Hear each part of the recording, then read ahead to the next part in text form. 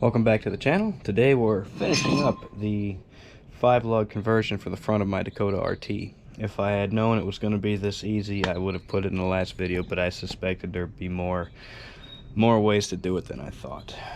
But let's do a quick overview on what I learned at the junkyard today. I measured this pattern, and I'll put up some pictures in the video and do a voiceover and figure all that crap out. I measured this pattern so that when I went I could see what all would fit it, because I thought that the Mustang brakes from 94 to 04 would fit because that's the hub they use. False. The guy I saw used a 2012 Mustang. It's not that you need a 2012 Mustang just fits. 94 to 2004, it is a smaller pattern here and it's closer to the inside. A 2005 and up has this exact pattern, and the measurement from center of hub out to these is the same. So a 2005 and up Mustang caliper will go on here, but the brakes he used and the calipers he used were a twin piston, and that would probably be an upgrade from the older style. But if you already have the 03 to 04 brakes, they're already larger. So what I'm saying is the rotor, not just the calipers, the pistons are smaller, which would give you more leverage on your pedal, but the diameter of the rotor is smaller.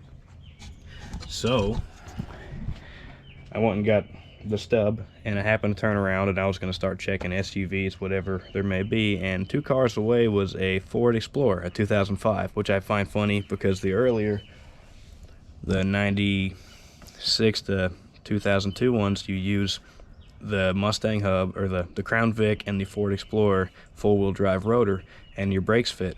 Well, it turns out the 2-wheel drive 4.6 liter Ford Explorer, the front rotors also will work on the Dakota with the factory Dakota brakes with the Mustang hub. I do want to check the Crown Vic hub.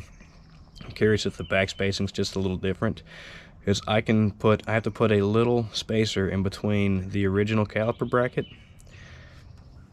and then that shims it out just enough to work perfectly. If the Crown Vic hub has just a little bit different offset, maybe if it's just a hair in, that would help with my tire not poking out the side and not having to get the spacers, but I'll have to find one to measure that.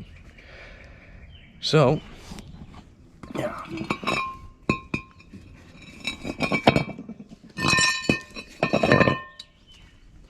Dakota, 12-inch. Explorer, 12-inch. The offset of this, I thought, even if I re-drilled this, I figured it might hit. I do not believe it will, but the offset difference between these two is maybe 1/8 of an inch. The thickness, they're roughly the same. The Dakota was 1 inch, maybe 1 1/16 inches. With a tape measure is a hair under. Plus, I don't know what these rotors have been through off the Explorer. They may have been cut several times, but it's just over 1 inch, so they're very close. Dakota being just a hair thicker. But I'll get you set up, and I will get this set on here so we can look at it with the brakes back on. So you can see here, spacers, we're pretty much right where we need to be with that guy. I think it could go in a hair, but that would require me making a proper spacer on the lathe, and I'll measure that, and maybe 1/4 inch is perfect, and then you can probably get a 1/4 inch thick shim off of Amazon without having to do any weird stacking. But I'm gonna find all the old brake pads and stuff. I'll probably go ahead and get new pads and stuff later on when I get the new rotors. This is more proof of concept right now. Here we are. Back on.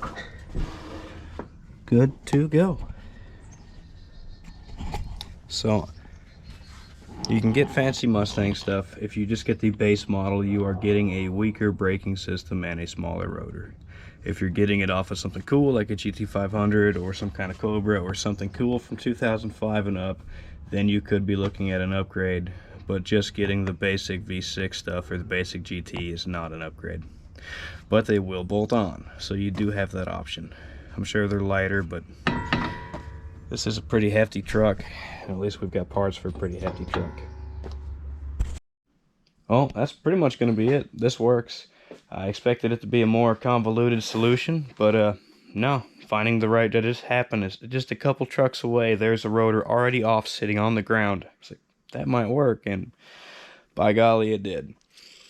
I measured the washers, they were 0.08, so 3 of them was 0.24, and it could use a little more favor to the outside, so if you had 1/4 inch spacers, you'd be set. And it works with the washers, it's fine.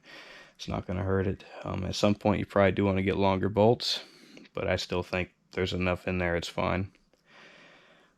Like I said, I believe that is the best way to go. You've got the right size brakes for the right size, for the right amount of weight it's trying to stop, instead of going to a smaller rotor and smaller brakes. I will keep an eye out if I run across some 13, 14 inch or something awesome on the marketplace, or eventually if there's a fancy Mustang in the pull apart from 05 up, I'll keep an eye out and nab those. They will work. But this is cheap and easy now, except for getting those pieces machined. If you don't have a lathe and you can't do it yourself, that kind of sucks.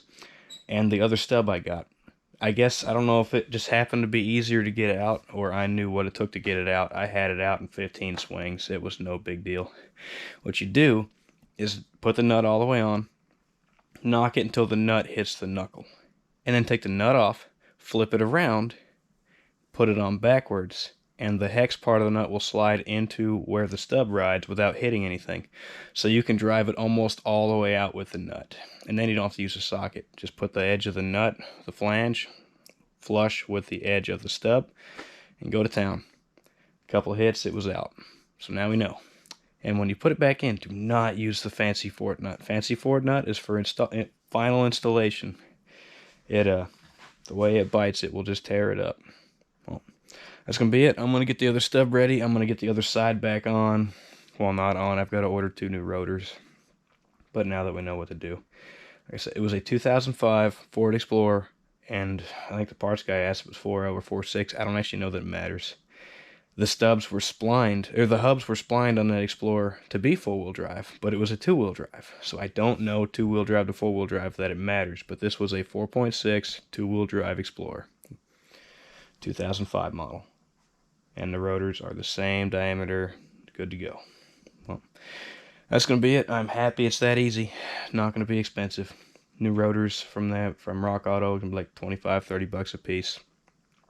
They're $23 a piece to get old rotors at the pull apart. But now I know it works. Anyway, thank you for watching.